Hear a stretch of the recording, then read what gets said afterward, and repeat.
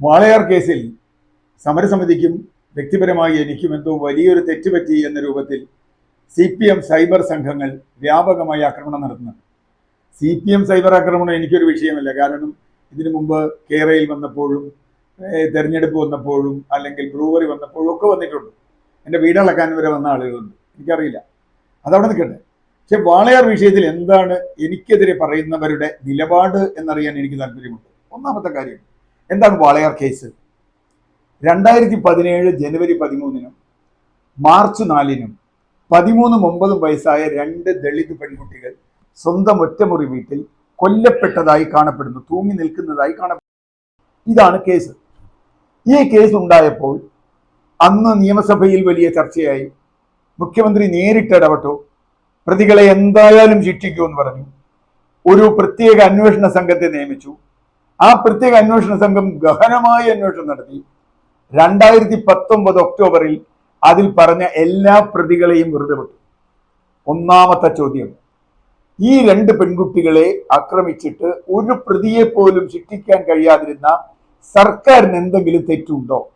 ഇത് മാത്രമല്ല, വാളയാർ പോലീസ് സ്റ്റേഷനിൽ 5 വർഷത്തിനകം 42 പോക്സോ കേസുകളുണ്ട്. ഞങ്ങൾ RT എടുത്തിട്ടുണ്ട്.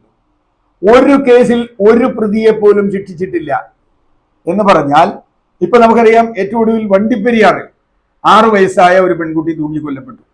ആ കുട്ടിയുടെ കാര്യത്തിലും പ്രതികളെ വെറുതെ വിട്ടു എന്ന് പറഞ്ഞാൽ, ദളിതരായ ദരിദ്രരായ പെൺകുട്ടികളായ ഇവരുടെ ജീവനും സ്വത്തിനും ഈ സർക്കാരിന് എന്തെങ്കിലും ഉത്തരവാദിത്തമുണ്ടോ എന്ന ചോദ്യത്തിന് മറുപടി പറയാതെ ഒരു ഇഞ്ച് എന്ത് ആക്രമണം വന്നാലും നമ്മൾ പുറകോട്ട് പോവില്ല.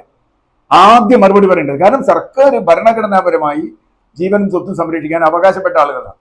ഇനി 2 പെൺകുട്ടികൾ കൊല്ലപ്പെട്ട കേസിൽ എന്തുകൊണ്ട് ഒരു പ്രതി പോലും ശിക്ഷിക്കപ്പെട്ടില്ല? മുഖ്യമന്ത്രിക്ക് അറിയാം ഈ കേസ്. ഞാൻ പറയുന്നത് മുഖ്യമന്ത്രിയല്ല അന്വേഷിക്കുന്നത്, സമ്മതിച്ചു.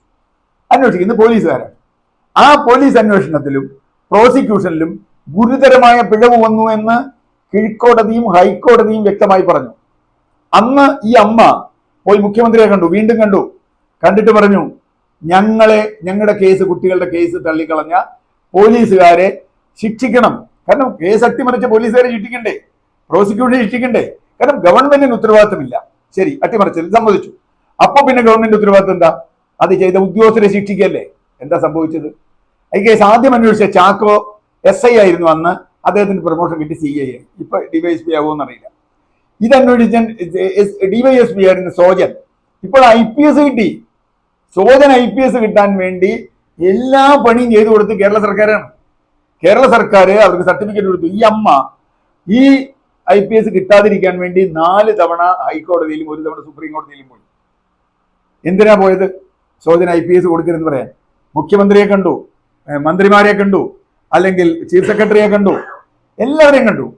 സോജൻ IPS കൊടുക്കരുത്, കാരണം വാളയാർ കേസ് അട്ടിമറിക്കുകയും ആ പെൺകുട്ടികളെ പറ്റി മോശമായി പറയുകയും ചെയ്ത സോജനാണ്. അപ്പോ അയാൾക്ക് പ്രൊമോഷൻ കൊടുക്കാൻ, IPS കൊടുക്കാൻ സർക്കാർ കൂട്ടുനിന്നുവെങ്കിൽ അതിനർത്ഥം സർക്കാർ ഇരകളുടെ കൂടെയല്ല, വേട്ടക്കാരുടെ കൂടെയാണ് എന്നാണ്. വേട്ടക്കാരുടെ സഹായിയാണ് ചാക്കോ. അപ്പൊ സർക്കാർ വേട്ടക്കാരുടെ കൂടെ നിന്നു, വേട്ടക്കാരെ സംരക്ഷിച്ചവരുടെ കൂടെ നിന്നു, പ്രതികളെയൊക്കെ വെറുതെ വിട്ടു. ഈ ഒരു ഘട്ടത്തിലാണ് ഞങ്ങളെ പോലെയുള്ള പൊതുപ്രവർത്തകർ ഈ കേസിൽ വരുന്നത്. 2019 ഈ ചോദ്യമാണ് നമ്മുടെ മുമ്പിലുള്ളത്. 2 പെൺകുട്ടികൾ ക്രൂരമായി കൊല്ലപ്പെട്ടിട്ട് ഒരു പ്രതിയും ശിക്ഷിക്കപ്പെടാതെ പോയാൽ എന്താണ് കേരളത്തിന്റെ അവസ്ഥ? പിന്നെ നമ്മൾ കേരളത്തിലെ ജനാധിപത്യത്തെക്കുറിച്ച്, നവോത്ഥാനത്തെക്കുറിച്ച്, ദളിത് സംരക്ഷണത്തെക്കുറിച്ച്, സ്ത്രീ സംരക്ഷണത്തെക്കുറിച്ചൊക്കെ പറയുന്നതിന് എന്താ അർത്ഥമുള്ളത്? 6 പ്രതികളാവട്ടെ, പ്രതി ശിക്ഷിക്കപ്പെടണ്ടേ? ഈ ആവശ്യമാണ് ഞങ്ങൾ ഉന്നയിച്ചത്. ഞങ്ങൾ ഈ ആവശ്യം ഉന്നയിക്കുമ്പോഴും അമ്മ ഞങ്ങളുടെ കൂടിയില്ല, അമ്മയച്ഛനും ഞങ്ങളുടെ കൂടിയില്ല. കാരണം എന്താ? അവരപ്പോഴും മുഖ്യമന്ത്രിയെ വിശ്വസിച്ചിരിക്കുക, മുഖ്യമന്ത്രിയുടെ കാല് പിടിക്കാൻ പോയിക്കുക. ഞാൻ സമയത്ത് ഞങ്ങൾ ഇവിടുന്ന് ജാഥ നടത്തുക, എറണാകുളം മുതൽ തിരുവനന്തപുരം വരെ കാൽനട ജാഥ നടത്തി. കേരളത്തിലെ ഒട്ടുമിക്ക സാമൂഹ്യ സാംസ്കാരിക നേതാക്കളും ഞങ്ങളോടൊപ്പം ഉണ്ടായിരുന്നു. അതിൽ രാഷ്ട്രീയ കക്ഷിയൊന്നും ഉണ്ടായിരുന്നില്ല. കാരണം എല്ലാവരും ഉന്നയിച്ചൊരു ചോദ്യം, ഈ ദളിത് പെൺകുട്ടികൾക്ക് നീതി കിട്ടണോ? അവരെ കൊന്നു കെട്ടിത്തൂക്കിയവർ ശിക്ഷിക്കപ്പെടണോ? അവരെ പീഡിപ്പിച്ചവർ ശിക്ഷിക്കപ്പെടണോ? അതാദ്യം വേണ്ടേ? അവരുടെ ബാക്കി എന്തോ ഉണ്ട്. അപ്പോൾ ഞങ്ങൾ അവിടെ ജാഥ നടത്തി. ആ ജാഥ തിരുവനന്തപുരത്ത് കോവിഡ് കാരണം ജാഥയല്ല, അതിന്റെ സത്യാഗ്രഹം നിർത്തിവെക്കേണ്ടി വന്നു. 3 മാസത്തേക്കുള്ള സത്യാഗ്രഹം നടത്തി ഞങ്ങൾ അവിടുന്ന് പോയിരുന്നു. പക്ഷേ അമ്മയ്ക്ക് കൊടുത്തൊരു ഉറപ്പുണ്ട്, ഏത് ഉദ്യോഗസ്ഥരെ രക്ഷിക്കില്ല. പക്ഷെ അമ്മ കേൾക്കുന്ന എന്താ, സോജന് പ്രൊമോഷൻ കൊടുത്തു, സോജൻ SP ആയിട്ട് പ്രൊമോഷൻ കൊടുത്തു എന്നുള്ള വാർത്ത കേട്ട അമ്മ ഞങ്ങളെ വിളിക്കുകയാണ്. ഇതാ സോജന് പ്രൊമോഷൻ കൊടുത്തു. ഞങ്ങൾ അപ്പോഴും പറഞ്ഞിരുന്നു സോജന് പ്രൊമോഷൻ കൊടുക്കും. കാരണം സർക്കാർ സോജന്റെ കൂടെയാണ്, സർക്കാർ വേട്ടക്കാരുടെ കൂടെയാണ്, രക്ഷിച്ചവരുടെ കൂടെയാണ്. അതുകൊണ്ട് അമ്മ ഈ സമരത്തിൽ വന്നു. അമ്മ സമരത്തിൽ വരുമ്പോൾ അമ്മ പ്രതിയാണെങ്കിലും ഞങ്ങൾക്ക് ഒരു വിരോധമില്ല, അച്ഛൻ പ്രതിയാണെങ്കിലും ഞങ്ങൾക്ക് ഒരു വിരോധമില്ല. യഥാർത്ഥ പ്രതികൾ ശിക്ഷിക്കപ്പെടണം എന്ന് തന്നെയാണ് നമ്മൾ ആഗ്രഹിച്ചത്. നീ അമ്മ മോശമാണെന്ന് തന്നെ ഇരിക്കട്ടെ, 2 പെൺകുട്ടികൾ നഷ്ടപ്പെട്ട ഒരമ്മ എത്ര സദാചാര പ്രശ്നമുള്ള ആളായാലും തന്റെ കുട്ടികൾക്ക് നീതിക്ക് വേണ്ടി സമരം ചെയ്യേണ്ടത്. അതിന് പോവില്ലേ? അമ്മ കോടതിയിൽ പോവില്ലേ? അമ്മ സമരത്തിന് പോവില്ലേ? ആ അമ്മയുടെ ധാർമ്മികത തന്നെയാണ്.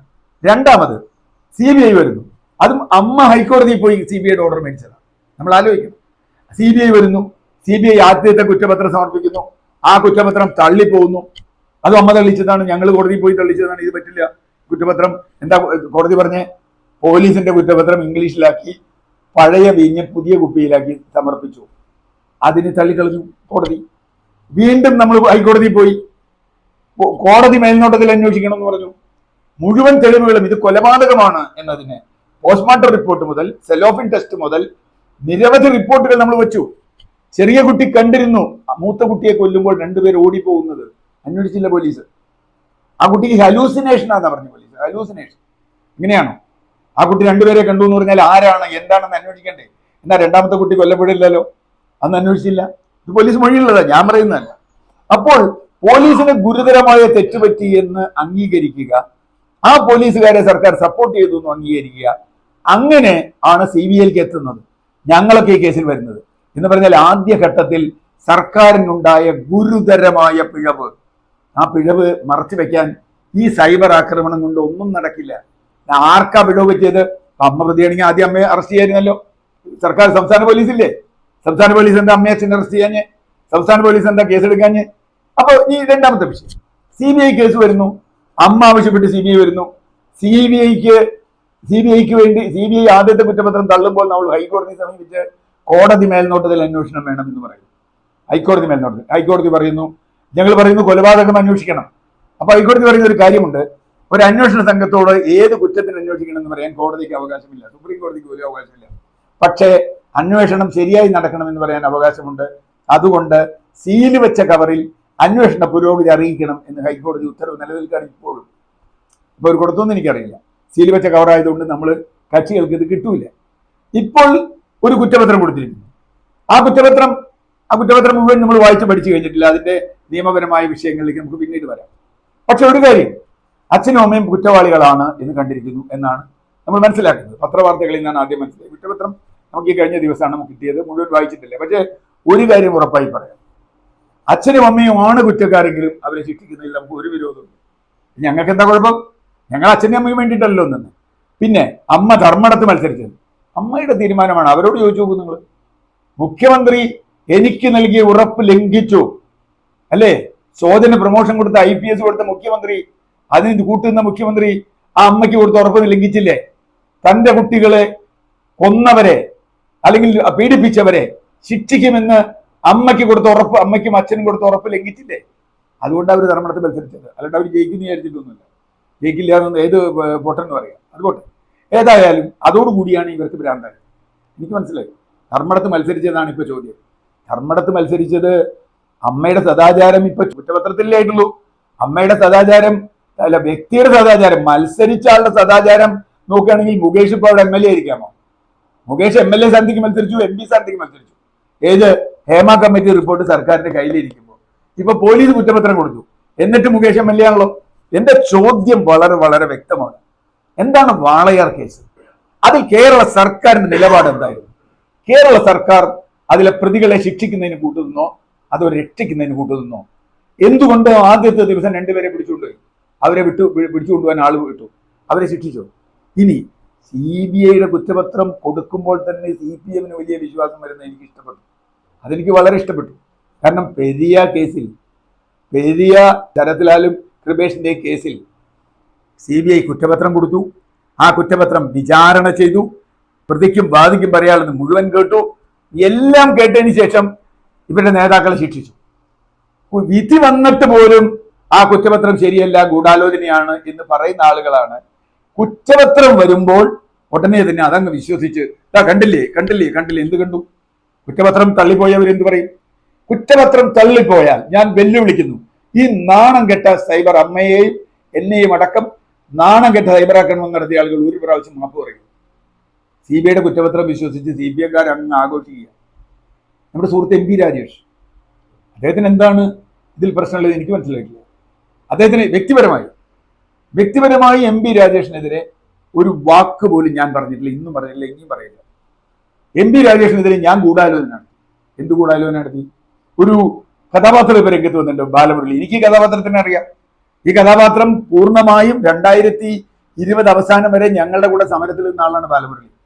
പക്ഷെ അദ്ദേഹം ഒന്ന് RMPക്കാരനാണ്. അതാണ് വ്യത്യാസം. അദ്ദേഹം CPM വിരുദ്ധനാണ്. CPM വിരുദ്ധനായി ഒറ്റയ്ക്ക് നിന്ന് പഞ്ചായത്ത് തെരഞ്ഞെടുപ്പ് ജയിച്ച ആളാണ് ബാലമുരളി. എന്നിട്ട് അദ്ദേഹം പഞ്ചായത്ത് തെരഞ്ഞെടുപ്പിൽ നിന്ന് തോറ്റു. ഈ തെരഞ്ഞെടുപ്പിൽ നിൽക്കുന്ന കാലത്തോളം, ഇത് തെരഞ്ഞെടുപ്പിന് വരുന്ന വരെ ഇദ്ദേഹം ഞങ്ങളുടെ കൂടെ സമരത്തിന് മുൻപന്തിയിൽ ഉണ്ടായിരുന്നു. AK ബാലന്റെ വീട്ടിലേക്ക് അമ്മ മാർച്ച് നടത്തിയപ്പോൾ അതിന്റെ മുഴുവൻ നായകത്വം വഹിച്ചത് ഈ ബാലമുരളിയാണ്. ബാലമുരളി അല്ലാന്ന് പറയട്ടെ. ബാലമുരളി പിന്നെ കണ്ടിട്ടില്ല. ബാലമുരളിയെ പഞ്ചായത്ത് തെരഞ്ഞെടുപ്പ് തോറ്റതിന് ശേഷം ബാലമുരളി ഇല്ല. നിങ്ങൾ പാലക്കാട്ടെ പത്രക്കാരോട് ചോദിച്ചു നോക്കൂ ഇവിടെ ബാലമുരളി ഉണ്ടായിരുന്നേന്ന്. പിന്നെ ബാലമുരളി കാണുന്ന ഒരു ചാക്കിനകത്താ, CPM-ന്റെ ചാക്കിനകത്ത്. അത് ഞാൻ അതിനെപ്പറ്റി പറയുന്നില്ല. ഇപ്പൊ അദ്ദേഹം പക്ക CPM കാരനാണ്. അദ്ദേഹം പച്ച നുണ പറയുകയാണ്. ധർമ്മടത്ത് മത്സരിപ്പിക്കാൻ തീരുമാനിക്കുന്നത് ഞാനല്ല. അതിൽ ഒരു കാര്യം ചോദിക്കട്ടെ, വളരെ സിമ്പിൾ. ധർമ്മടം പോലൊരു മണ്ഡലത്തിൽ ഭാഗ്യവതി മത്സരിച്ച് ജയിക്കും, പിണറായി വിജയൻ തോൽക്കും എന്ന് പറയാനുള്ള രാഷ്ട്രീയ വിവരക്കേടൊന്നും എനിക്കില്ല, ബാലമുരളിക്ക് ഉണ്ടാവും, എനിക്കില്ല. ഒന്നാമത്തെ കാര്യം. കാരണം നമുക്കറിയാം ധർമ്മടം മണ്ഡലം എന്താണ്. ഇനി ഭാഗ്യവതി മത്സരിച്ചാൽ യഥാർത്ഥത്തിൽ പിണറായി വിജയൻ തോൽക്കാനുള്ള സാധ്യത കുറേയായില്ല. കാരണം പിണറായി വിജയനെതിരായ വോട്ട് വിഭജിച്ചു പോകും. സ്വാഭാവികമായും പിണറായി വിജയന്റെ ഭൂരിപക്ഷം കൂടും. ഭാഗ്യവതി കിട്ടിയ വോട്ടും കൂടി ഒരുപക്ഷെ പിണറായി വിജയനെതിരായി പോൾ ചെയ്യേണ്ട വോട്ടായിരുന്നു. ഞങ്ങൾ ഒരു കക്ഷിയുടെയും പിന്തുണ വാങ്ങിയിട്ടില്ല. ഒരു കക്ഷിയുടെയും പിന്തുണ വേണ്ട നമ്മൾ പരസ്യമായി പ്രഖ്യാപിച്ചു. നമുക്ക് വേണ്ട, ഒരാളെയും വേണ്ട. കണ്ടു അവിടെ ബാലമുരളി പറഞ്ഞിട്ടാത്തൊന്നും ഞാൻ തെറ്റിദ്ധരിച്ചു, ധർമ്മടത്ത് ഭാഗ്യവതി ജയിച്ചു വരുമെന്ന് വിചാരിച്ചു. കേരള രാഷ്ട്രീയത്തിൽ എനിക്ക് അത്ര വിവരമില്ലാതെ ബാലമുരളി വിചാരിക്കരുത്. ബാലമുരളിയുടെ പോലെ ഇടയ്ക്കിടയ്ക്ക് ഇങ്ങനെ നിറം മാറുന്ന ചില ജീവികളുണ്ടല്ലോ, ആ ജീവികളുടെ പോലെയുള്ള പണിയല്ല എനിക്കുള്ളത്. ഞാൻ തുടക്കം മുതൽ ഇന്നും പറയുന്നു, ഇപ്പോഴും പറയുന്നു, ഈ 2 പെൺകുട്ടികളെ ക്രൂരമായി കൊല ചെയ്ത് കെട്ടിത്തൂക്കിയ, അങ്ങനെ തന്നെ പറയും, ആളുകളെ, അവരെ പീഡിപ്പിച്ച ആളുകളെ ശിക്ഷിക്കാനുള്ള ശേഷി ഇപ്പോൾ സംസ്ഥാന പോലീസിനുണ്ടായില്ല. അവരെ രക്ഷിച്ചു. ഇപ്പോൾ CBI അവരെ രക്ഷിക്കുന്നു. എന്റെ പ്രശ്നം അതാണ്. ഇനി MP രാജേഷിന്റെ വിഷയം വന്നാൽ, MP രാജേഷിനോട് ഞാൻ ഒരിക്കലും ഞാൻ പറഞ്ഞിട്ടില്ല, MP രാജേഷിനെ എവിടെയെങ്കിലും കാണിക്കാമെങ്കിൽ ഏതെങ്കിലും ഫേസ്ബുക്ക് പോസ്റ്റിലോ എൻ്റെ വാട്സപ്പ് ഗ്രൂപ്പിലോ ഏതിലെങ്കിലും MP രാജേഷിന് ഈ കേസുമായി ബന്ധമുണ്ടെന്ന് ഞാൻ പറഞ്ഞിട്ടില്ല. രാജേഷിന് ഞാൻ ഒന്നിച്ച് വർക്ക് ചെയ്തിട്ടുണ്ട്. രാജേഷ് തന്നെ എന്നെ പല സെമിനാറിന് വിളിച്ചുകൊണ്ടിട്ട് അദ്ദേഹം DYFI നേതാവായിരിക്കും. അന്ന് ഞാൻ CPM-ന്റെ അനുഭാവിയാണ്. പിന്നെ വിളിച്ചില്ല, അതിന് തെറ്റൊന്നുമില്ല. ഞാൻ CPM-നെതിരാണ്, പിണറായി വിജയനെതിരാണ് എന്നല്ല, CPM-ന്റെ നയങ്ങൾക്കെതിരാണ്. ഇതിൽ പിണറായി വിജയൻ എന്ന വ്യക്തി എന്നൊരു വിഷയമില്ല. നാളെ പിണറായി വിജയൻ മാറി രാജേഷ് മുഖ്യമന്ത്രി ആയാലും വേറൊരാൾ മുഖ്യമന്ത്രി ആയാലും ഈ നയം തുടർന്നാൽ ഇതിനെ എതിർക്കും. അതിന് യാതൊരു വിട്ടുവീഴ്ചയില്ല. കാരണം ഉമ്മൻചാണ്ടി ഇരുന്നപ്പോൾ ഇതേപോലെ നമ്മൾ എതിർത്തിട്ടുണ്ട്.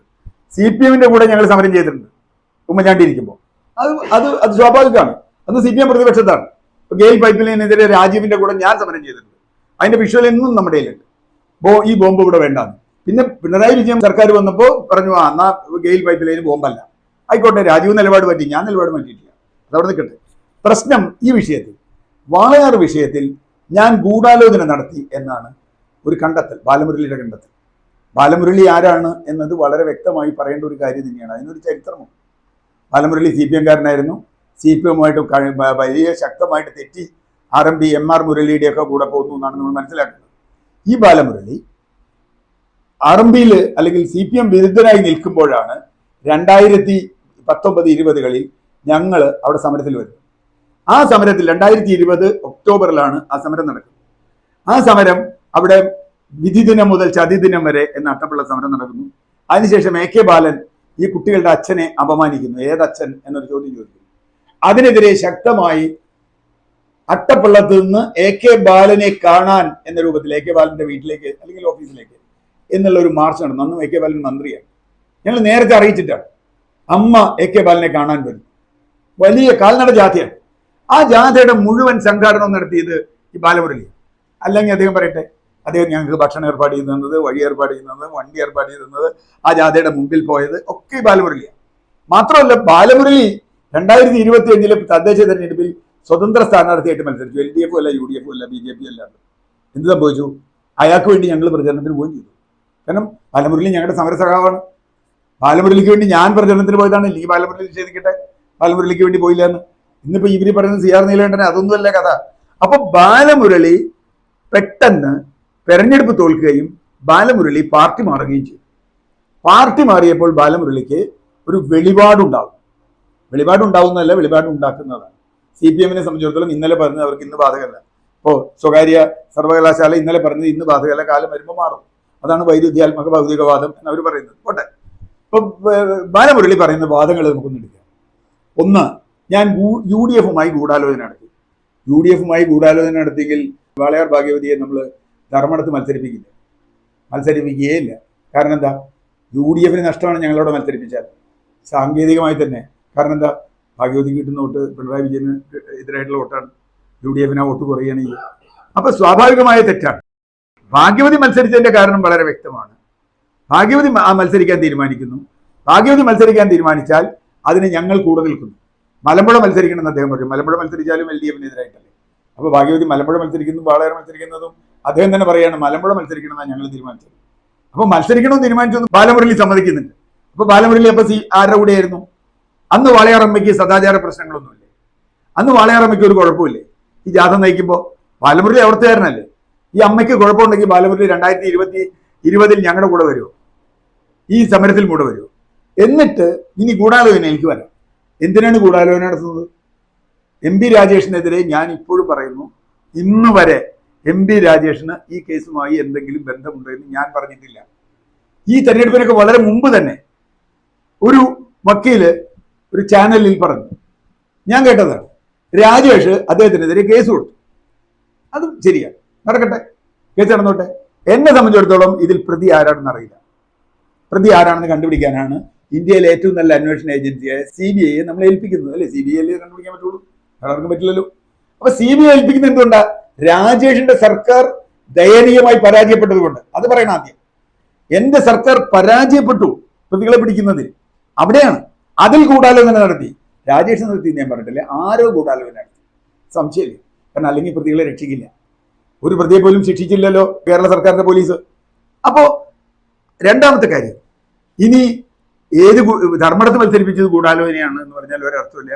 അത് ഭാഗ്യവതിയോട് ചോദിച്ചാൽ അറിയാം ഗൂഢാലോചനയാണ്. അദ്ദേഹം മത്സരിക്കുക, ഞങ്ങൾ ഒരാളുടെ പിന്തുണ വാങ്ങിയിട്ടല്ല ധർമ്മടത്ത് മത്സരിച്ചത്. ഇനി VT ബൽറാം മത്സരിക്കുന്ന മണ്ഡലത്തിൽ പോയത്, അതും ഭാഗ്യവതി കൃത്യമായൊരു കാര്യം പറഞ്ഞു. ഇപ്പോഴും ചോദിക്കുന്നു, ഈ 2 പെൺകുട്ടികൾ മരിച്ചിട്ട്, ഭാഗ്യവതി എന്നോട് ചോദിച്ചതാണ്, പൊതു ചോദിച്ചതാണ്, 2 ദളിത് പെൺകുട്ടികൾ ഒരു സ്ഥലത്ത് മരിച്ചിട്ട് MP എന്ന നിലയിൽ രാജേഷ് തന്റെ മണ്ഡലത്തിലാണ്, MP ആണ് അദ്ദേഹം, ഒരു പ്രാവശ്യം ആ വീട്ടിൽ പോയോ? സാധാരണ എനിക്ക് വെറുതെ മരിച്ചാൽ പോലും MP MLA-മാർ വീട്ടിൽ ചെല്ലും. ഇത് ഒരു പെൺകുട്ടി മരിച്ചു, വളരെ അസ്വാഭാവികമായി അതേ വീട്ടിൽ തന്നെ രണ്ടാമത്തെ പെൺകുട്ടി മരിച്ചു. ഇപ്പോ രാജേഷിന്റെ അളിയൻ അല്ലെങ്കിൽ ബ്രദറിൽ എന്ന് പറയുന്ന നിതിൻ ഗഡ്കരി അവിടെ ചെന്നു എന്ന് ഈ അമ്മ സമ്മതിക്കുന്നുണ്ട്. ആദ്യത്തെ കുട്ടി മരിച്ചപ്പോൾ നിതിൻ ഗഡ്കരി ഇവിടെ വന്നു, അമ്മ സമ്മതിക്കുന്നുണ്ട്. VS അച്യുതാനന്ദൻ ചെന്നിട്ടുണ്ട്, AK ബാലൻ ചെന്നിട്ടുണ്ട്, CPM-ന്റെ തന്നെ. രാജേഷ് ചെന്നില്ല എന്ന് അമ്മ ഉറപ്പിച്ചു പറയുന്നു. എന്തുകൊണ്ട് ചെന്നില്ല? ഈ ചോദ്യമാണ് അമ്മ ചോദിച്ചത്. അതുകൊണ്ടാണ് രാജേഷ് മത്സരിക്കുന്ന തൃത്താലയിൽ പോയി പ്രസംഗിച്ചത്. അത് രഹസ്യമൊന്നുമല്ല, അതിലൊരു ഗൂഢാലോചനയില്ല. അമ്മ പ്രസംഗിക്കാൻ തീരുമാനിച്ചാൽ, അമ്മ പോകാൻ തീരുമാനിച്ചാൽ അമ്മയുടെ കൂടെ നിൽക്കും ഞങ്ങൾ, ഇനിയും നിൽക്കും. കാരണം എന്താ? അത് അമ്മ കുറ്റമുണ്ടെങ്കിൽ അമ്മയെ രക്ഷിക്കാനല്ല, ആ കുട്ടികൾക്ക് നീതിക്ക് വേണ്ടി വാദിക്കാൻ ഏറ്റവും അർഹമായ വ്യക്തി ആ അമ്മയാണെന്നുള്ളത്. അമ്മയാണ്. അമ്മ എന്ത് തെറ്റുപണി ചെയ്തോട്ടെ, എന്തായാലും അമ്മയല്ലല്ലോ മാനഭംഗപ്പെടുത്തിയത്, അമ്മയല്ലല്ലോ കുട്ടികളെ കൊന്നത്, ബാക്കിയൊക്കെ പോട്ടെ. അപ്പൊ ആ കൊന്നതും ക്രിമിനൽ കുറ്റം ചെയ്ത ആളുകളുണ്ടല്ലോ, അവരെ നിങ്ങൾ എന്താ മറച്ചു പിടിക്കണേ? അതാരാണ്? അതല്ലേ പറയണ്ടേ പോലീസായാലും CBI. അപ്പൊ രാജേഷിനെതിരെ ഗൂഢാലോചന നടത്തേണ്ട ഒരു കാര്യം എനിക്കില്ല. ഇന്നും ഞാൻ ആവർത്തിക്കും, രാജേഷിനെതിരെ ഒരു വാക്ക് ഞാൻ പറഞ്ഞിട്ടില്ല. ഈ അമ്മ പറഞ്ഞ വാചകം ഞാൻ കോട്ട് ചെയ്തതാണ്, കോട്ട് അൺകോട്ട്. എനിക്കറിയില്ല, കാരണം 2019 ഞാൻ അവിടെ ആദ്യമായിട്ട് ചെല്ലുന്നത്. അതുകൊണ്ട് 2017 അവിടെ ആരൊക്കെ വന്നു എന്നുള്ളതൊന്നും എനിക്കറിയില്ല, എനിക്കറിയേണ്ട കാര്യമില്ല. രാജേഷ് വന്നില്ല എന്ന് അമ്മ പറയുമ്പോൾ അത് വിശ്വസിക്കാതിരിക്കാൻ എനിക്ക് പറ്റില്ല. കാരണം വന്നതിനൊരു തെളിവില്ല. ഇത് VT ബൽറാം ഫേസ്ബുക്ക് പോസ്റ്റ് ഇട്ടല്ലോ, രാജേഷ് മറുപടി പറഞ്ഞിട്ടില്ലല്ലോ ഇതുവരെ. ഇയാൾ പോയോ? എനിക്കറിയില്ല. പോയിട്ടില്ല എന്ന് ഉറച്ചു വിശ്വസിക്കുന്നു. അത് എന്തുകൊണ്ട്? MLA ചെന്നു, 90 വയസ്സ് കഴിഞ്ഞ അച്യുതാനന്ദൻ, 95 വയസ്സായ അച്യുതാനന്ദൻ ചെന്നേ, മലമ്പുഴ MLA. VK ബാലൻ ചെന്നേ, മന്ത്രി. അപ്പൊ എന്തുകൊണ്ട് രാജേഷിന് MP ക്ക് പോകാതിരുന്നു? സമയമില്ലാതിരുന്നു? കാണാതിരുന്നു? ഈ സംശയം അമ്മയ്ക്കുണ്ട്. ഈ പ്രതികളെ രക്ഷിക്കാൻ രാജേഷ് സഹായിച്ചു എന്ന സംശയം അമ്മയ്ക്കുണ്ട്. ആ സംശയമാണ് തൃത്താലയിൽ VT ബലറാമിന് വേണ്ടി, അല്ലെങ്കിൽ VT ബലറാമിന് വേണ്ടിയല്ല, രാജേഷിന് വോട്ട് ചെയ്തതെന്ന് നമ്മൾ പറഞ്ഞിട്ടുള്ളത്. ആ സംഭവം പറഞ്ഞു. അങ്ങനെയാണ് ഞങ്ങൾ തൃത്താലയിലെത്തുന്നത്. അമ്മ രാജേഷിനെതിരെ പ്രസംഗിക്കുമ്പോൾ ഞങ്ങൾ കൂടെ ഉണ്ടായിരുന്നു എന്ന് ശരിയാണ്. ഇത് UDFന്റെ ഗൂഢാലോചനയോ LDFന്റെ ഗൂഢാലോചനയോ ഒന്നുമല്ല. കാരണം ആ അമ്മ ഇന്നും അന്നും എടുത്ത കൃത്യമായ നിലപാടാണ്. ഇതിൽ അമ്മയുടെ ചാരിത്രമോ സദാചാരമോ ഒന്നും ഇതിലൊരു വിഷയമല്ല. 2 കുട്ടികൾ നഷ്ടപ്പെട്ട ഒരമ്മ, ഇനി അമ്മ സദാചാരപരമായി ഏറ്റവും മോശമാണെന്ന് തന്നെ ഇരിക്കട്ടെ, തൻ്റെ കുട്ടികളുടെ നീതിക്ക് വേണ്ടി പോരാടാൻ ഒരമ്മയ്ക്ക് അവകാശമില്ലേ? ആ ചോദ്യമാണ് നമ്മുടെ മുമ്പിൽ വരുന്നത്. ആ ചോദ്യത്തിന് മറുപടി പറയാതെ മുമ്പോട്ട് പോകാൻ പറ്റില്ല. രാജേഷ് ഇത് വ്യക്തിപരമായി എടുക്കേണ്ട കാര്യമുണ്ടെന്ന് എനിക്ക് തോന്നുന്നു. രാജേഷിനെതിരെ പറഞ്ഞവരുണ്ടാവാം, ഇല്ല ഞാൻ പറയുന്നില്ല. രാജേഷിനെതിരെ ബന്ധമുണ്ട്. പക്ഷെ എൻ്റെ പേര് അതിൽ വലിച്ചെടുക്കരുത്. ഒരു ഗൂഢാലോചന നടത്തേണ്ട VD സതീശനായിട്ടോ VT ബലറാമായിട്ടോ ഒന്നും ഒരു ഗൂഢാലോചന നടത്തേണ്ട ഒരു കാര്യം എനിക്കില്ല. ഞങ്ങൾ സമരസമിതി അമ്മ പറഞ്ഞ നിലപാടിൽ ഉറച്ചു നിന്നു, അന്നും നിന്നു. അതിന് കാരണം എന്താ? ഞങ്ങൾ നീതിക്കൊപ്പാണ്. ഇനിയിപ്പോൾ ഇത് കഴിഞ്ഞാൽ കൊലപാതകം നടത്തിയത് അമ്മയാണ് എന്ന് വന്നാൽ അമ്മയെ ശിക്ഷിക്കുന്നതിൽ ഞങ്ങൾക്ക് ഒരു വിരോധമില്ല. കാരണം അമ്മ മത്സരിക്കുന്നത് ഒന്ന് വേറെ. ഈ അമ്മയാണ് നുണപരിശോധനയ്ക്ക് തയ്യാറായി പോയ അമ്മ എന്ന് ആലോചിക്കണം. നുണപരിശോധനയ്ക്ക് തയ്യാറാണെന്ന് റിട്ടേൺ ആയിട്ട് അമ്മയച്ഛനും എഴുതി കൊടുത്തു. എന്തേ നുണപരിശോധന നടത്താൻ? നുണപരിശോധന നടത്തിയെങ്കിൽ കൃത്യമായി കിട്ടുമായിരുന്നല്ലോ അമ്മയ്ക്ക്. അങ്ങനെ അമ്മ എന്തെങ്കിലും തെറ്റിയെന്നുണ്ടെങ്കിൽ അതൊന്നും ചെയ്തില്ല. പിന്നെ കുറ്റപത്രം കൊടുത്തു എന്ന് പറഞ്ഞത്, ആ കുറ്റപത്രം സ്വീകരിക്കപ്പെടുമോ എന്നുള്ള കാര്യം ഇപ്പോഴും ഉറപ്പില്ല. അപ്പൊ എനിക്ക് MP രാജേഷിനോട് പറയാനുള്ളത്, CBI കൊടുത്തൊരു കുറ്റപത്രത്തിന്റെ ചില വാചകങ്ങൾ എടുത്ത് ആളുകൾക്കെതിരെ പ്രയോഗിക്കരുത്. ബാലമുരളിയെ പോലെയുള്ള എപ്പോഴും നിറം മാറാവുന്ന ഒരാളെ വെച്ച് നിങ്ങൾ ഇത്തരം കളി കളിക്കരുത്. ബാലമുരളി വിശ്വസനീയനായ വ്യക്തിയല്ല ഇക്കാര്യത്തിൽ. കാരണം AK ബാലനെതിരെ ജാഥ നയിച്ച ആളാണ് ബാലമുരളി. ബാലമുരളി എന്ന് പറയുന്നു മലമ്പുഴ മണ്ഡലത്തിൽ മത്സരിക്കാൻ ആവശ്യപ്പെട്ട ഒരു വിഭാഗം, ഒരാൾ ആവശ്യപ്പെട്ട, എനിക്കറിയില്ല, ഭാഗ്യവതിയാണ് തീരുമാനിക്കേണ്ടത് ഏത് മണ്ഡലത്തിൽ മത്സരിക്കണമെന്ന്. അപ്പോൾ മലമ്പുഴ മണ്ഡലത്തിൽ മത്സരിക്കണമെന്ന് ബാലമുരളി ആവശ്യപ്പെട്ടു. അതിന്റെ അർത്ഥം എന്താ? ബാലമുരളി ആരുടെ കൂടെയാ? ബാലമുരളി ആരുടെ കൂടെയായിരുന്നു? അമ്മയുടെ കൂടെ വന്ന ആളാണ് അല്ലേ? അല്ലെങ്കിൽ മലമ്പുഴ മണ്ഡലത്തിൽ മത്സരിക്കണമെന്ന് പറയും. അതാണ് ഞങ്ങൾ തമ്മിൽ തെറ്റാനുള്ള കാരണം. എനിക്കറിയില്ല അങ്ങനെ ഒരു കാരണം അവിടെ ഉണ്ടോ. തീർച്ചയായും ധർമ്മടം മണ്ഡലത്തിൽ മത്സരിക്കണമെന്ന് ഭാഗ്യവതിയുടെ തീരുമാനം ചോദ്യം ചെയ്യാൻ എനിക്കോ ബാലമുരളിക്കോ ഒരാൾക്കോ അവകാശമില്ല. അതൊരു സാധ്യതയാണ്. ഇനി അമ്മ സദാചാര പ്രശ്നമുള്ള ആളാണെങ്കിൽ ഇന്ന് മത്സരിച്ചുകൂടെ എന്നാണ് എൻ്റെ ചോദ്യം. അങ്ങനെയാണെങ്കിൽ മുകേഷ് MLA ഇരിക്കാൻ പാടില്ലല്ലോ.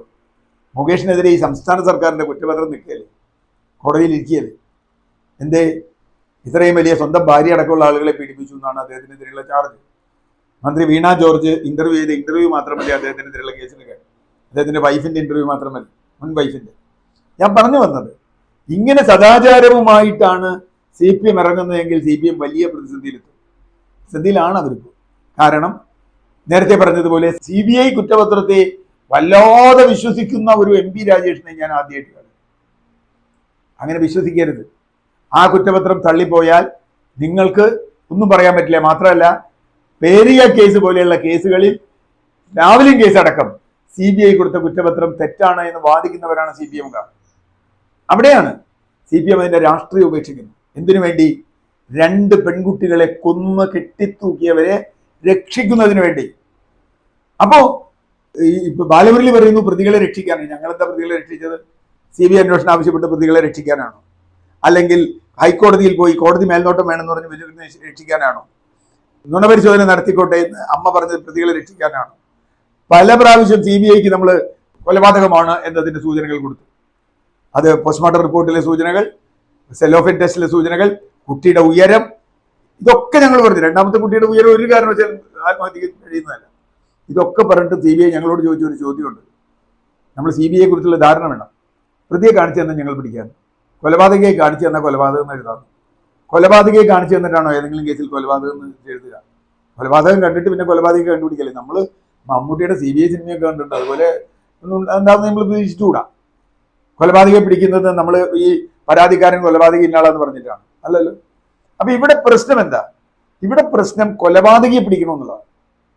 രാജേഷ് ശ്രമിക്കേണ്ടത് ഇടതുപക്ഷ ജനാധിപത്യ മുന്നണിയുടെ സർക്കാരിന്റെ കാലത്ത് നടന്ന 2 കൊലയാണ്. ആ കൊലയിൽ യഥാർത്ഥ പ്രതികൾ ശിക്ഷിക്കപ്പെടണം എന്നാണ് രാജേഷ് പറയേണ്ടത്. അത് ശിക്ഷിക്കപ്പെടാൻ തടസ്സമായി നിന്ന് ഒന്ന് തന്റെ സർക്കാരാണ് എന്ന് പറയണം. അത് പറയണം, തന്റെ സർക്കാരാണ് ആദ്യം പ്രതികളൊക്കെ വെറുതെ വിട്ടത്. ഈ പാവ അമ്മയ്ക്കും ഞങ്ങൾക്കും CBIക്ക് പോണ്ടി വന്നത് നിങ്ങളുടെ പോലീസ് ചെയ്യാത്തത് കൊണ്ടാണ്. എന്നിട്ട് MM വിജയമാഷ് പറഞ്ഞ മാതിരി ചോദ്യം ചോദിക്കുന്ന കുട്ടിയുടെ മെക്കിട്ട് ചോദിച്ചിട്ട് കയറിയിട്ട് ഒരു കാര്യമില്ല. ചോദ്യം അവിടെ തന്നെ നിൽക്കും. ചോദ്യം ഒരേ ഒരു ചോദ്യം, ഈ 2 പെൺകുട്ടികളെ കൊന്നു കെട്ടി തൂക്കിയത്, പീഡിപ്പിച്ചത് ആരാണ്? കൂട്ടുന്നത് അമ്മയാണെങ്കിൽ അമ്മയായിക്കോട്ടെ, അത് പ്രശ്നമല്ല. അമ്മ പറഞ്ഞിട്ടാണ് കൊന്നെങ്കിൽ അത് പിടിച്ചോളൂ, കുഴപ്പമില്ല, അതൊക്കെ കോടതി തെളിയട്ടെ. പക്ഷേ ആണെങ്കിൽ പോലും ആ പ്രതികളെ പിടിക്കാൻ എന്തുകൊണ്ട് പോലീസിന് കഴിഞ്ഞില്ല? എന്തുകൊണ്ട് CBIക്ക് കഴിയുന്നില്ല? ആരാണ് അതിന് തടസ്സം നിൽക്കുന്നത്? ഈ അമ്മ സ്പെഷ്യൽ പബ്ലിക് പ്രോസിക്യൂട്ടറെ വേണമെന്ന് ആവശ്യപ്പെട്ട് എന്താ സമ്മതിക്കാത്തത്? ഞാൻ സോജന്റെ കാര്യം പറഞ്ഞു. സോജൻ IPS കൊടുത്തത്, IPS കൊടുക്കാൻ കത്ത് കൊടുത്തത് ഈ രാജേഷ് ഉൾപ്പെടുന്ന മന്ത്രിസഭയല്ലേ? അത് ശരിയായിരുന്നു? പറയൂ, സോജൻ അന്വേഷണം ശരിയായിരുന്നോ? വാളയാർ കേസിൽ സോജൻ പറഞ്ഞത് ശരിയായിരുന്നോ? രാജേഷ് മറുപടി പറയണം. അങ്ങനെയാണ് ഇതിൽ സംവാദം പോകേണ്ടത്. അല്ലാതെ എനിക്കെതിരെ പറഞ്ഞുകൊണ്ട് ഒരു കുഴപ്പം എനിക്കില്ല, ആ അമ്മയ്ക്കെതിരെ പറഞ്ഞുകൊണ്ട് കുഴപ്പമില്ല. ഇവിടെ മാത്രമല്ല, ഇതിനു മുമ്പും സ്ത്രീപീഡന കേസുകളിൽ ആ വീട്ടുകാർക്കെതിരെ ആക്രമണം നടത്തുന്ന ഒരു പുതിയ കാര്യമൊന്നുമല്ല. സൂര്യനെല്ലി മുതൽ കിളിരൂർ മുതൽ കവിയൂർ മുതൽ എല്ലാ കേസിലും വീട്ടുകാരെ അറ്റാക്ക് ചെയ്തത്. ഈ CBIയുടെ കാര്യം ഓർമ്മയുണ്ടല്ലോ. CBI കവിയൂർ കേസിൽ നാരായണൻ നമ്പൂരി എന്ന് പറഞ്ഞ അച്ഛനെ പ്രതിയാക്കി കേസെടുത്തു. കുടുംബം ആത്മഹത്യ ചെയ്തു. അവസാനം 24 വർഷം കഴിഞ്ഞപ്പോൾ കോടതി അതെടുത്ത് തോട്ടിലിറങ്ങി. അപ്പൊ ആ കുടുംബം പോയി, കൂട്ട ആത്മഹത്യ കഴിഞ്ഞു, CBIയുടെ കണ്ടെത്തൽ മോശമായി പോയി, പ്രതികളൊക്കെ രക്ഷപ്പെട്ടു പോയി, ആ കുടുംബമില്ലാതെ. അങ്ങനെ ആവരുത്. ഈ ബാലമുരളിയുടെ കാര്യം ഒരു കാര്യം കൂടി പറയണം. മലബാർ സിമെന്റ്സ് എന്ന് പറയുന്ന കമ്പനിയിൽ ശശീന്ദ്രനും എന്ന് പറയുന്ന കമ്പനി സെക്രട്ടറിയും 2 കുട്ടികളും കൊല്ലപ്പെട്ടു. അത് ആത്മഹത്യയാണ് എന്ന് ഇത് കഥയെത്തി തന്നെ ആത്മഹത്യയാണെന്ന് പോലീസ് കണ്ടെത്തുന്നു. കേസ് വെറുതെ വിടുന്നു, ഒരു പ്രതിയെ ശിക്ഷിക്കപ്പെടുന്നില്ല. കേസ് സ്വാഭാവികമായി CBIക്ക് പോകുന്നു. ആക്ഷൻ കൗൺസിൽ ഉണ്ടാവുന്നു. ആക്ഷൻ കൗൺസിലിന്റെ ചെയർമാൻ ആരായിരുന്നു അറിയാം? ബാലമുരളി ചെയർമാനായ കമ്മിറ്റി അവസാനം ബാലമുരളി പാർട്ടി മാറിയോടുകൂടി ആ കമ്മിറ്റി പോയി. അതുവരെ അവിടെയുള്ള ആരാണ് ചെയ്തിരുന്നത്? ഒരു അവിടുത്തെ ഒരു കോൺട്രാക്ടർക്ക് ഇതിന് ബന്ധമുണ്ട്, പാർട്ടിക്ക് ബന്ധമുണ്ട്, പലർക്കും ബന്ധമുണ്ട് എന്ന് പ്രസംഗിച്ച് നടന്ന ബാലമുരളി ഇപ്പോൾ ശശീന്ദ്രൻ കേസിൽ എന്താ നിലപാട് ബാലമുരളിയുടെ? ആ നിലപാടും കൂടി പറയണമല്ലോ. അപ്പോഴല്ലേ ബാലമുരളിയുടെ മുഴുവൻ നിലപാടും ആവുള്ളൂ. ശശീന്ദ്രൻ കേസിൽ അവിടുത്തെ കോൺട്രാക്ടർക്ക്, അവിടുത്തെ CPMകാർക്ക്, അവിടുത്തെ യൂണിയൻകാർക്ക് ആർക്കാണെങ്കിലും പങ്കുണ്ട് എന്ന് ബാലമുരളി പറയുമോ? എത്ര തവണ എന്നെ കൊണ്ടുപോയി പ്രസംഗിച്ചിട്ടുണ്ട് ശശീന്ദ്രൻ കേസിൽ. ഞാൻ ബാലമുരളി വിളിച്ചു പോയി പ്രസംഗിച്ചിട്ടില്ലേ കൊല്ലംകോട് അടക്കമുള്ള പല സ്ഥലങ്ങളിൽ. ഈ ശശീന്ദ്രന്റെ വീട്ടിൽ ബാലമുരളിയുടെ കൂടെ ഞാൻ പോയിക്കണേ. ഇപ്പൊ ബാലമുരളിക്ക് ശശീന്ദ്രൻ കേസിലെ നിലപാട് എന്താ? മലബാർ സിമെന്റിൽ അത് കൊലപാതകമാണോ, ആത്മഹത്യയാണോ, അതോ വേറെ എന്തെങ്കിലും ആണോ? അപ്പൊ പറയുമ്പം നമ്മുടെ നിലപാട് പറയണം. അല്ലാണ്ട് CR നീലകണ്ഠനെതിരെ ആക്രമണം നടത്തിയാൽ ബാലമുരളി രക്ഷപ്പെടും. ബാലമുരളി വലിയ ആളായതുകൊണ്ടല്ല അയാളുടെ പേര് പറയേണ്ട ആവശ്യമില്ല. പക്ഷേ ഇങ്ങനൊരു കാര്യം അയാൾ പറയുമ്പോൾ അയാൾക്കെതിരെ പറയാതെ എനിക്ക് മുമ്പോട്ട് പോകാനാവില്ല. കാരണം എൻ്റെ കൂടെ ഞങ്ങൾ ഒന്നിച്ചു നിന്ന് AK ബാലനെയും ഇവരെയൊക്കെ തെറി വിളിച്ച് സമരം നയിച്ചിട്ട് അയാൾ പാർട്ടി മാറുമ്പോൾ അയാളുടെ നിലപാടുകൾ മൊത്തം മാറുന്ന ഒരു വൈരുദ്ധ്യാത്മക ഭൗതികവാദം ഉണ്ടല്ലോ, അത് വേണ്ട. അതുകൊണ്ടാണ് അദ്ദേഹത്തോട് ചോദിച്ചത്, വാളയാർ കേസിൽ പ്രതികൾ ശിക്ഷിക്കപ്പെടണമെന്ന് അദ്ദേഹത്തിനുണ്ടോ? മലബാർ സിമെന്റ് കേസിൽ പ്രതികൾ ശിക്ഷിക്കപ്പെടണമെന്ന് അദ്ദേഹത്തിനുണ്ടോ? അവിടെയും CBIയുടെ കുറ്റപത്രം 2-3 തള്ളിപ്പോ ആത്മഹത്യ എന്നുള്ള CBI കുണ്ടിയിലും കുറ്റപത്രം കോടതി തള്ളി. ഇത് തന്നെയാണ് സംഭവിച്ചുകൊണ്ടിരിക്കുന്നത്. അതുകൊണ്ട് അപ്പൊ കേരളത്തിലെ CBIയെ കുറിച്ച് ഒരു സുഹൃത്ത് പറഞ്ഞതുപോലെയാണ്, അത് കേരളത്തിലെ CBIക്ക് കേന്ദ്ര സർക്കാരിനല്ല സ്വാധീനം, കേരളത്തിലെ സർക്കാരിനാണ് സ്വാധീനം എന്ന് ഒരു സുഹൃത്ത് എടുത്തിടയ്ക്ക് പറഞ്ഞു. അദ്ദേഹം സംഘപരിവാറുമായി ബന്ധപ്പെട്ട ഒരാൾ കൂടിയാണ്. അതായത് കരഞ്ഞാണ് അദ്ദേഹം, കരച്ചിലോട് പറഞ്ഞു. ഞാൻ പറഞ്ഞത്, ഇവിടെ രാജേഷ് ആയാലും വേറെ ആരാണെങ്കിലും ആദ്യം ചെയ്യേണ്ട കാര്യം യഥാർത്ഥ പ്രതികളെ കണ്ടെത്തി അവരെ ശിക്ഷിക്കുക എന്നുള്ളതാണ്. അമ്മയല്ല പീഡിപ്പിച്ചതെന്നും അമ്മയല്ല കൊന്നതെന്നും എല്ലാവർക്കും അറിയാം. പീഡനവും കൊല്ലയും 2 കുറ്റം അവിടെ നടന്നിട്ടുണ്ട്. പിന്നെ അമ്മ സഹായിച്ചിട്ടുണ്ടെങ്കിൽ അമ്മ വെച്ചോ, കണ്ടുവെന്നുണ്ടെങ്കിൽ അമ്മ വെച്ചോ, അതൊക്കെ വെച്ചോ. അതിന്റെ കുറ്റപത്രത്തിന്റെ വിചാരണയും കാര്യങ്ങളൊക്കെ നമുക്ക് മുമ്പോട്ട് പോവാം. അതുകൊണ്ട് ഇതിൽ കേസ് വഴിതിരിച്ചു വിടാൻ എന്താ കൊലയാളികൾ ആരാണ്, പീഡിപ്പിച്ചവരാരാണ് എന്ന ചോദ്യത്തിൽ നിന്ന് തിരിച്ചുവിടാൻ ഇത്തരം സൈബർ ആക്രമണങ്ങളോ എനിക്കെതിരെയുള്ള ആക്രമണങ്ങളോ അമ്മയുടെ സദാചാര ചർച്ചയോ ഒന്നും ഫലപ്രദമാവില്ല. ഒരേ ഒരു ചോദ്യം, ആര് പീഡിപ്പിച്ചു, ആര് കൊന്നു? ഇതിന് ഉത്തരം കിട്ടിയേ പറ്റൂ.